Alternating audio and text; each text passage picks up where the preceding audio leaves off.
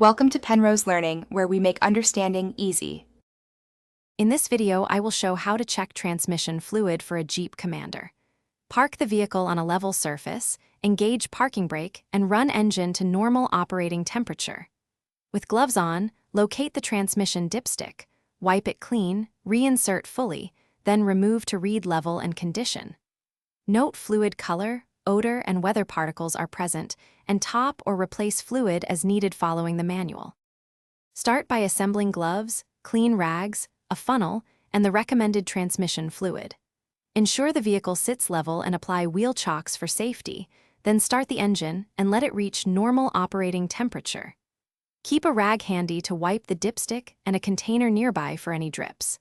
Never lean under the car without proper support, and avoid touching hot components while performing the check or adding fluid. If you are finding this video helpful, please subscribe and like to support more car tips. Quick recommendation: life's too short for cheap socks. Pick darn tough for a lifetime warranty and unbeatable comfort that keeps you focused while working on cars. I find them durable for garage days and long drives, and you can find the link and other deals in the description. Now let's get back to the video.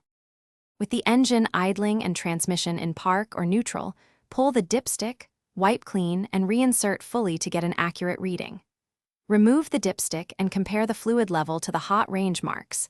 The fluid should be clear and reddish with no burnt odor. If low, add the specified fluid slowly through the dipstick tube using a funnel, recheck the level, and avoid overfilling to protect the transmission.